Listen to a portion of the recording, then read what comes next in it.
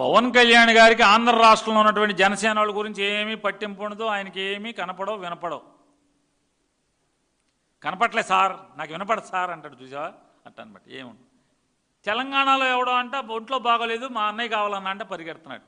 ఇక్కడ చచ్చిపోయాడు రా ఒకడని చెప్తుంటే తల్లి ఏడుస్తుంది, బూడిదన్ని ఇవ్వండి రా అని చెప్పని అడుగుతుంటే ఇది వినపడదు. ఈ జనసేనుడి మాట వినపడదు. మా ఊళ్ళో ఇల్లు నేలమట్టం చేశారు రా బాబు అని చెప్తుంటే అది కనపడదు. అలా ఏడు వినపడదు. తెలంగాణలో ఒక పిల్లవాడి కోరిక మేరకు పవన్ కళ్యాణ్ ఇవాళ వాళ్ళ ఇంటికి సందర్శించి పిల్లోడితో కాసేపు కబుర్లు చెప్పాల్సి వచ్చిందండి.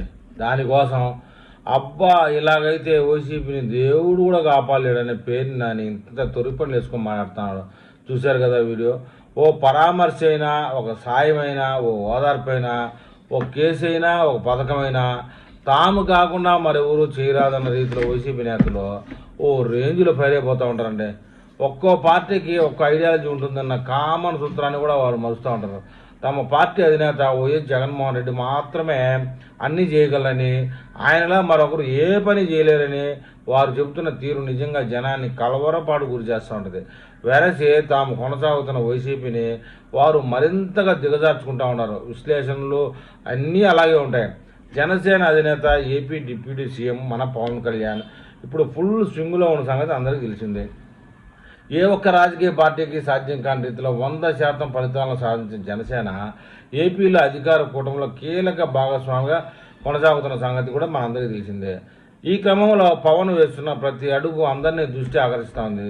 రాజకీయాల్లోకి రాకముందే తెలుగు నేల వ్యాప్తంగా అశేష జనాభిమానాన్ని చూరగొన్న పవన్ తన అభిమానుల్లో ఎవరికి ఏ కష్టం వచ్చినా ఇట్టే స్పందిస్తూ ఉన్నారు.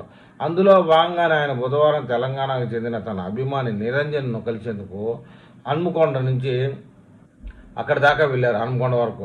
పవన్ హన్మకొండ పర్యటన ఇంకా పూర్తిగా ముగియక ముందే వైసీపీ కీలక నేత తొర్రి పనుల నాని, ఆయన పేరు వెంకటరామయ్య అలియాస్ నాని, మీడియా ముందు ప్రత్యక్షమైపోయారు. పవన్ తెలంగాణ టూర్ను ఫుల్గా ఫాలో అయ్యారు ఏమో తెలియదు కానీ పవన్ పర్యటనపై నాని తనదైన శైలిలో పర్యటనలు గుప్పించడం జరిగింది. చూశారు కదా వీడియో.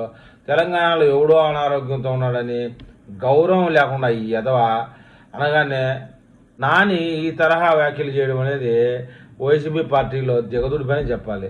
ఏపీలో ఉన్న సమస్యలను పట్టించుకొని పవన్ అంట అక్కడెక్కడో తెలంగాణ అన్నా నాకు బాగలేదని పరుగులు పెట్టారని నాని ఓ వింత వ్యాఖ్యలు చేశాడు. చూశారు కదా. మరి ఈ వ్యాఖ్యల మీద మన ఏపీ ప్రజలు ఏమని కామెంట్ చేస్తారో చూద్దాం.